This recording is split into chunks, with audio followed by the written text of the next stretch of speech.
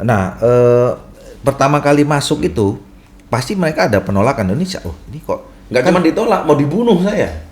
oh gitu malah Mau ya? dibunuh, saya ditodong pistol udah berapa kali. Mau diancam bunuh sekian kali.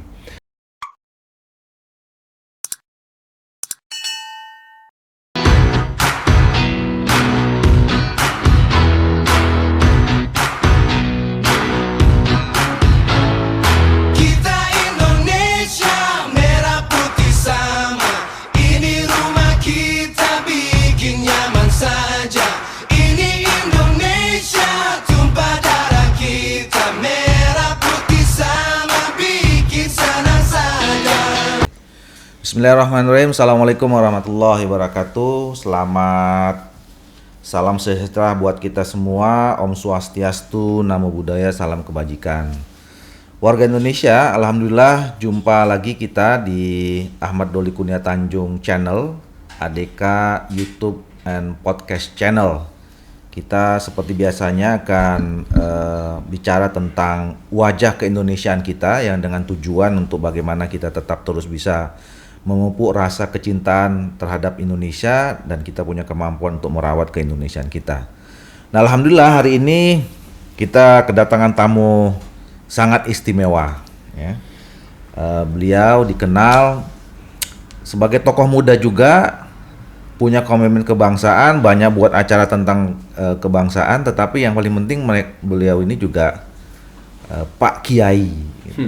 Kiai. Alhamdulillah. Terima kasih banyak kita kehadiran hari ini Gus Miftah. Assalamualaikum Gus. Waalaikumsalam warahmatullahi wabarakatuh. Boleh dibuka lah. Saya tadi juga maskernya dibuka di awal. Jelas karena saya kalau masuk studio syuting itu harus PCR dulu. Iya. Tapi tetap harus jaga jarak. Pasti. Kenapa harus jaga jarak? Karena yang dekat belum tentu jadian. Gus, makasih banyak nih udah bisa hadir mampir di channel kita hari ini. Tadi hari ini ke Jakarta acara apa aja, Gus? Saya ada syuting kemarin dengan Atta Halilintar dan Putra Siregar, ada 2 episode. Yang di MNC. Ngobrol bareng Gus Miftah. Ngobrol Gus Miftah. Itu alhamdulillah sudah hampir setahun. Setahun ya? Ada episode ke-50. Dan katanya sekarang ratingnya makin semakin tinggi. Harusnya Harusnya dibarengin dengan kontrak yang lebih mahal. Nanti kita bilang sama bosnya, Pak Haritano. Terus ya kan? kita juga ada beberapa gawean. Nanti habis ini saya mau ziarah ke Mbah Priok. Oh, oke. Untuk melestarikan ziarah. Mbah Priok tuh Batang ya? Priok. Oh, lain ya? Lain lagi ya? Ada luar Batang, ada Mbah Priok. Oh, oke. Alhamdulillah kalau gitu. Dan ini bisa sowan ke Pak Ahmad Doli. Mudah-mudahan ada kebaikan di dalamnya lah. Amin, insyaallah. Kemarin juga terakhir kita buat acara doa bersama untuk segera keluar dari pandemi ya. Saya ikut hari itu. Karena saya selalu bilang ketuklah pintu langit dengan doa.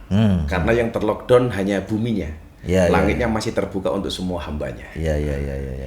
Jadi kalau PPKM itu bisa menutup akses darat, PPKM mungkin menutup akses langit, udara, PPKM mungkin menutup akses laut. Tetapi PPKM tidak mungkin menutup akses rezekinya Allah Subhanahu wa taala. Iya, mantap. Kalau pesantren Gus itu apa namanya ya? Pondok Pesantren Nur Aji Di Jogja. Di Jogja ya? Di Jogja. Pak Ahmad Doli barangkali harus tahu, pesantren saya itu semuanya free, makan, minum, belajar dalamnya free. Oke. Sementara di PPKM darurat ini sama sekali nggak ada bantuan apapun dari pemerintah sejak awal pandemi sampai hari ini. Untungnya saya dikasih kemudahan oleh Allah untuk cari rezeki untuk mereka. Coba bayangkan pondok-pondok yang barangkali konsepnya sama dengan Ora Aji, tetapi mereka kekurangan. Apa ini nggak sebuah masalah? Betul. Ini pesantren mulai berdiri Mulai berdiri sekitar 11 tahun yang lalu. oleh Gus Miftah sendiri. Iya, saya kebetulan begini. Kenapa saya mengambil tempat di situ? Tanah yang saya beli itu dari seorang pendeta. Oke. Kampung saya 60% Katolik. Di sekitar itu. Di sekitar itu. Jadi itu kampungnya Gus Miftah. Kampung, iya. Karena saya pengen kemudian membuat Indonesia mini di situ. Bagaimana kemudian kita bisa akur, bisa rukun walaupun kita beda agama. Ya. Makanya salah satu cita-cita saya yang belum kesampaian, mungkin nanti bisa kita diskusikan. Saya pengen membuat akademi kebangsaan.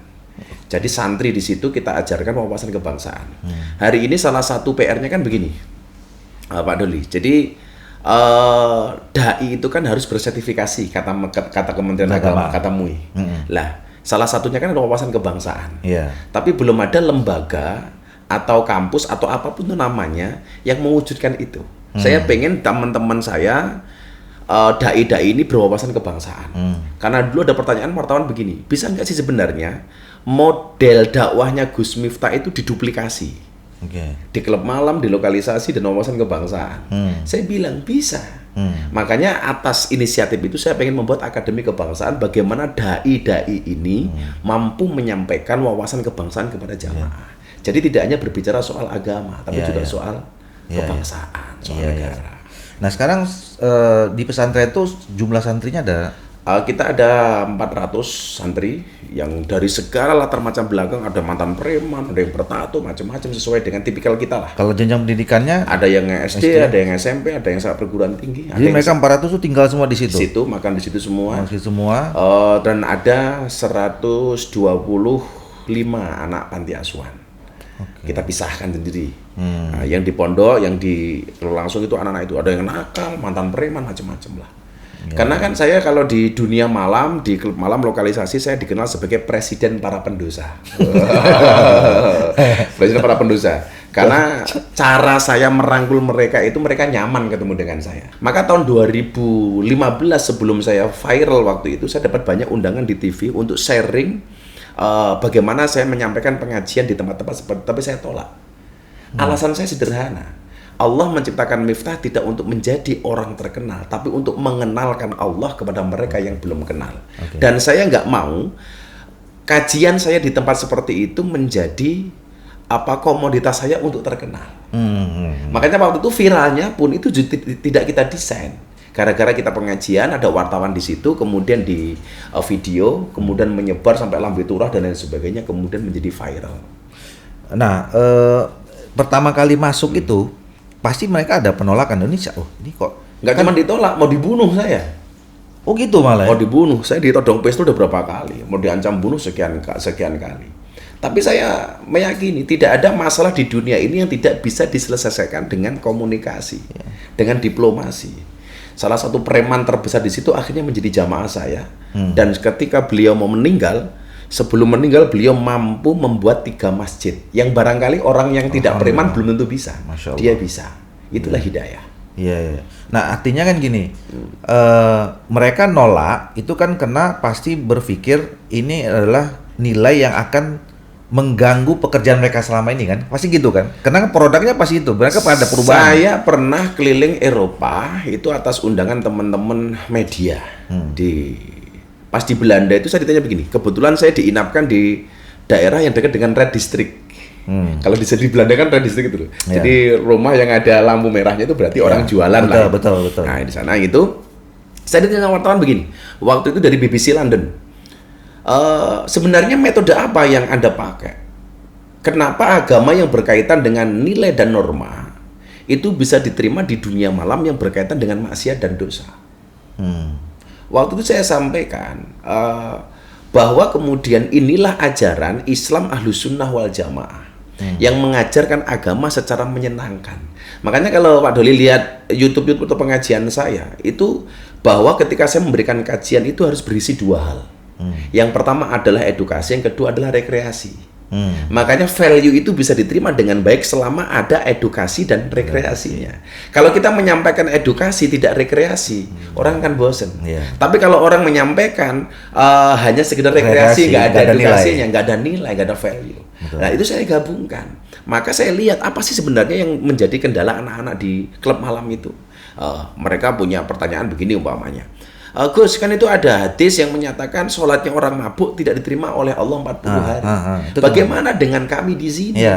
Padahal tiap hari kami mabuk. Nah, saya tidak perlu kemudian merubah dalil itu, tetap dalilnya sama, tetapi pemahamannya yang kemudian kita modifikasi. Itu bagaimana dengan kami? Saya jawab, itu adalah hadisnya orang normal.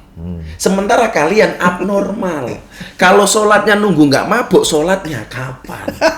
Nah, berarti gimana? Ya tetap sholat, diterima apa enggak itu urusan Allah. Kamu itu begitu ditakdir oleh Allah menjadi orang yang sujud, itu udah bagus. Sudah sholat saja. Lah tapi kebanyakan orang di luar sana, nggak mungkin diterima, itu kan orang mabuk dan lain sebagainya. Maka saya bilang, diterima nggak diterima bukan urusanmu, tapi urusanku dengan Tuhanku. Maka ada quote yang sangat viral waktu saya bilang, cukup Rokib dan Atid yang menilai amalku, cangkemmu nggak usah melu-melu. Kalau Pak Doli sadar, saya hari ini dinobatkan sebagai orang yang gambar saya di bokong truk paling banyak di Indonesia. Oh gitu sekarang ya? Nanti bisa di-insert, tak kasih foto-foto. Boleh. Nanti bagaimana kemudian gambar saya di bokong truk itu melebihi selebritis. Kenapa? Karena yang diambil sebenarnya bukan hanya gambarnya, tapi quote-quote saya. Quote-nya itu kira-kira kayak tadi itu lah. Kayak itu, cukup Rokib dan Atid yang menilai amalku, cangkemmu rosah melu-melu. Seketika dengan berkaitan dengan para pendosa umpamanya, lebih baik ahli maksiat yang khawatir dengan kemaksiatannya daripada orang yang banyak ahli ibadah tapi sombong dengan ibadahnya. Orang baik punya masa lalu, orang jelek pasti punya masa depan. Jadi saya punya banyak quote-quote seperti itu. Dan ternyata itu menarik itu loh. Dan itu yang membuat mereka akhirnya ikut kan? Saya selalu mengatakan seperti itu. Saya sampaikan kepada anak-anak itu. Kalian tahu nggak? Kenapa kaca mobil bagian depan itu jauh lebih besar daripada kaca spion? Karena masa depan kita jauh lebih besar daripada masa lalu kita. Lah ternyata apa? Quote-quote pendosa itu yang saya selalu sampaikan sering di klub malam. Itu baru viral hari ini. Padahal itu bahasa saya sekian tahun yang lalu untuk memberikan semangat kepada para pendosa. Bisa jadi dosamu sebesar kapal, tapi yakinlah ampunan dari Tuhanmu lebih luas daripada lautan. Hal-hal seperti itulah. Nah sekarang gini Gus, punya target atau punya misi apa terhadap mereka itu? Artinya mereka ingin berubah kembali ke jalan yang benar atau? Bagi saya perubahan itu bukan urusan saya, Mas. Kewajiban saya hanya menyampaikan, penyeru saja. Hasil akhir itu urusan Allah. Kalau saya mengatakan ketika ada orang tobat, itu tobat karena saya, goblok banget loh ya. Saya pengen mereka memberikan hidayah kepada mereka. Lah saya siapa? Nabi Muhammad pun itu ada ikhtiarnya yang kemudian tidak dikabulkan oleh Allah. Mendoakan pamannya untuk menjadi seorang muslim. Tapi sampai meninggal, pamannya tidak menjadi seorang muslim. Sampai beliau kemudian bersedih, kemudian Allah mengatakan kepada Muhammad, innaka lang tahdi man ahbabta walakinallahu yahdi may yasha. Itu artinya apa? Bahwa hidayah itu hak prerogatifnya Allah, bukan kita. Kewajiban kita apa? Ya menyeru saja. Soal hasil akhirnya seperti apa, itu urusan Allah. Saya pernah, Mas, saya mau pengajian di daerah Cikarang. Saya jam pertama, jam 8 malam saya ngaji di Bekasi. Pulang lewat di Bantaran Kalimalang. Itu kan banyak mbak-mbak yang jualan di situ tuh. Nah, begitu saya buka mobil, dalam mobil saya, ternyata ada mbak-mbak, mohon maaf, PSK yang lihat saya. Dia tidak, Gus Miftah, bawa mampir. Saya mampir. Saya mampir, saya ambil uang. Saya kebiasaan saya kan bawa uang cash. Di mana-mana saya bawa uang cash. Fungsinya kalau ketemu teman-teman seperti itu atau yang lain lah. Saya bagi uang 300-an ribu, semuanya ada di situ. Tak kasih semua. Saya bilang, tak kasih uang ya, tak doakan. Tapi malam hari ini tolong kalian berhenti nggak usah kerja. Oh siap bah. Saya selesai, saya masuk mobil. Teman-teman yang awal saya bilang, kan juga mereka besok kerja lagi bah, mubadir. Saya bilang, di mana Anda mengatakan mubadir? Orang berhenti maksiat 1 menit saja itu luar biasa, apalagi 1 malam bro. Betul. Itu saya lakukan dan saya nggak pernah putus asa. Soal mereka berubah atau enggak itu bukan urusan saya. Fokuslah kepada proses, jangan berorientasi kepada hasil. Karena Allah memerintahkanmu untuk usaha, tidak memerintahkanmu untuk sukses. Walaupun faktanya juga ada ternyata preman yang sebelum meninggal bangun masjid 3. Banyak. Iya kan? Banyak. Ada yang begitu juga kan pada akhirnya kan? Dan kalau kemudian mau dirunut lagi, dari mana saya kenal Deddy Corbuzier? Gara-gara saya viral di klub malam. Oh. Gitu. Gara-gara saya viral di klub malam, saya diundang di acaranya Deddy Corbuzier. Gara-gara perkenalan saya dengan Deddy Corbuzier 8 bulan, Deddy Corbuzier jadi mu'alaf. Apa itu nggak buah dari kafe? Iya. Kalau saya barangkali nggak dikenal sebagai orang yang dakwah di sana, saya nggak kenal dengan Deddy. Wasilahnya itu saya kenal Deddy 8 bulan, Deddy masuk Islam. Dan masih banyak lagi cerita bagaimana kemudian orang nangis bertobat masuk Islam dan lain sebagainya gara-gara klub malam. Iya.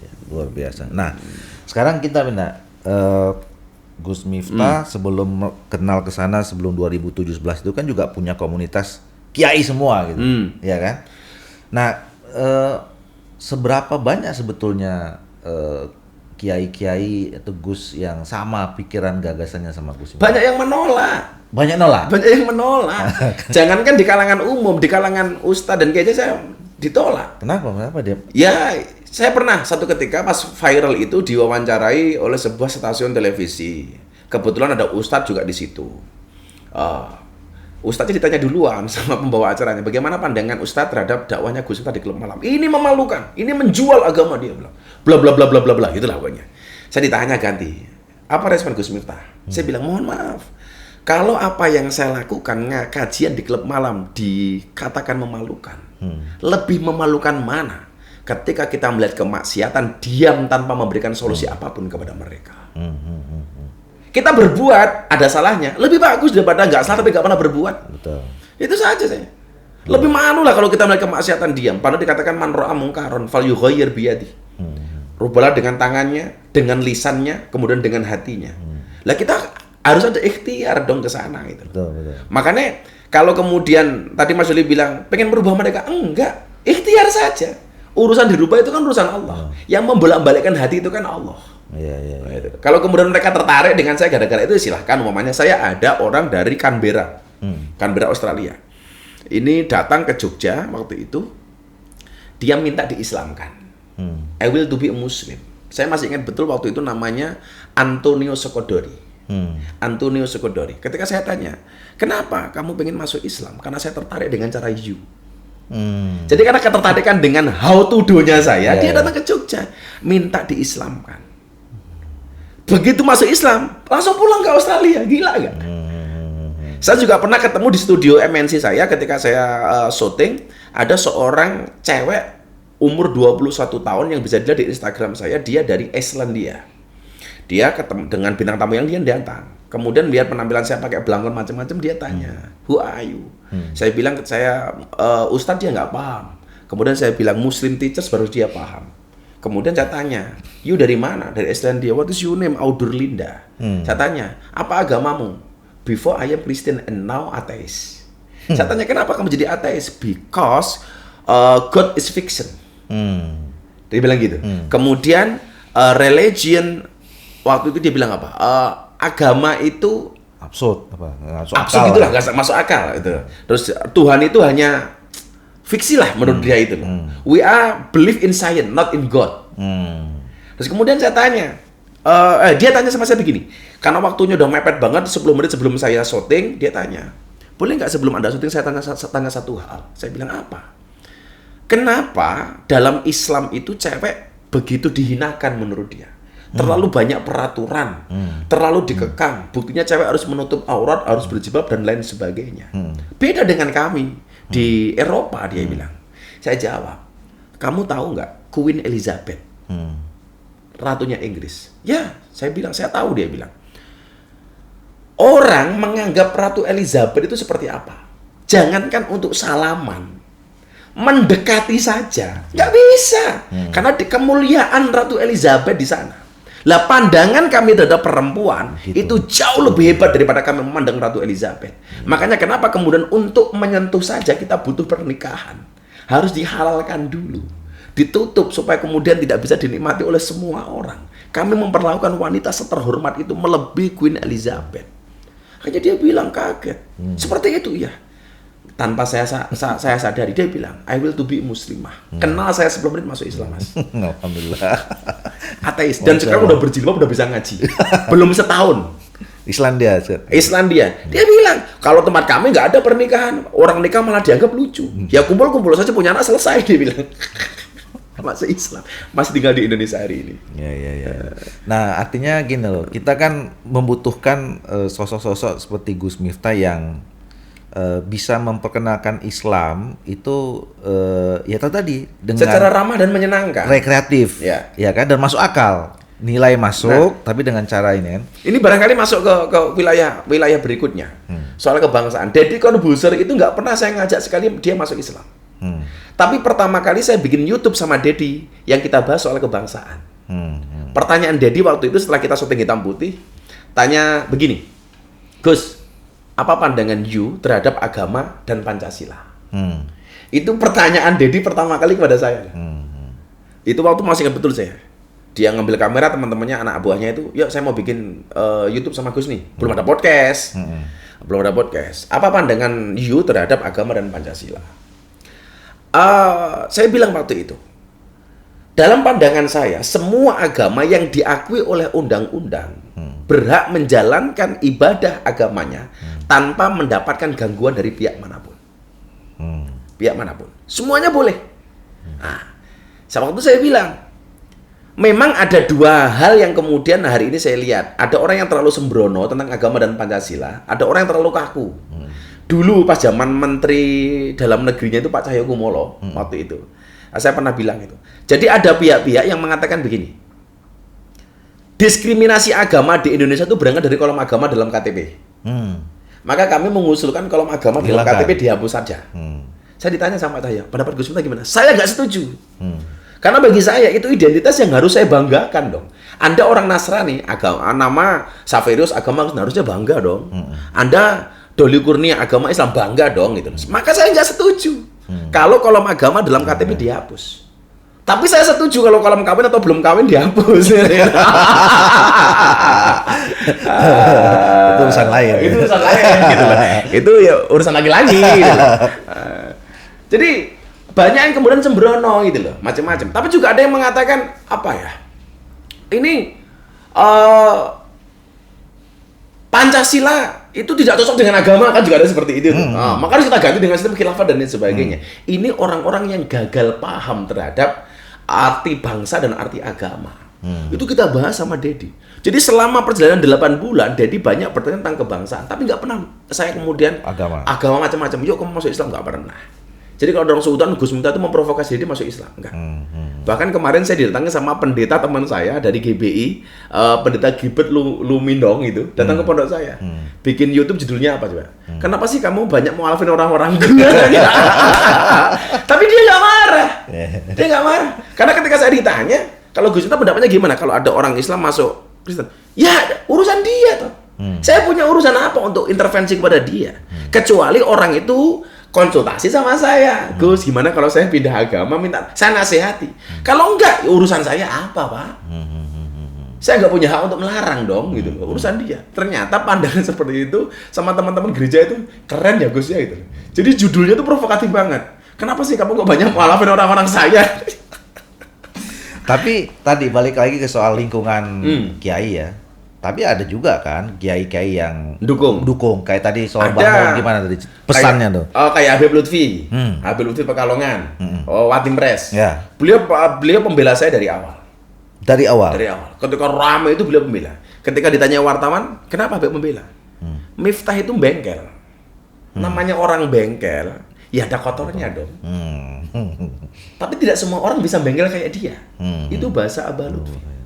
Maka ketika ramai seperti saya bilang, ibarat orang mau sholat Pak Doli, itu ada yang azan, ya kan, ada yang iqomat, ada yang jadi imam, ada yang jadi bilal, jadi muadzin. Kelas saya jangan dijadikan imam, jangan dijadikan bilal, jangan dijadikan muadzin, jangan dijadikan yang khutbah Jumat. Cukup jadi pembersih WC saja. Karena kalau you sholat di masjid WC-nya kotor, bau you sholatnya nggak khusyuk. Lah bagian yang kotor-kotor urusan saya saja. Makanya saya punya prinsip. Menyalakan lampu itu di tempat yang gelap, menyapu itu di tempat yang kotor. Urusan yang gelap-gelap saya saja, pakai ini terang-terang saja. Urusan yang kotor-kotor saya saja. Supaya Anda sholatnya khusyuk, tidak diganggu dengan orang-orang yang kotor. Cukup saya saja itu. Masya Allah, luar biasa. Tadi yang Bahmun gimana? Pesan? Bahmun juga waktu sebelum beliau berangkat haji, yang kemudian beliau wafat di Mekah itu, saya ditelepon di video call waktu itu malam-malam 3 hari sebelum Idul Fitri kalau nggak salah.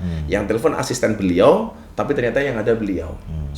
Beliau bilang sama saya begini, Le, ngajimu di klub malam diteruskan nggak apa-apa. Karena yang punya konsep seperti itu nggak banyak. Yang kedua, beliau bilang sama saya, konten ceramahmu banyak ke kajian kebangsaan saja. Itu saya ingat-ingat.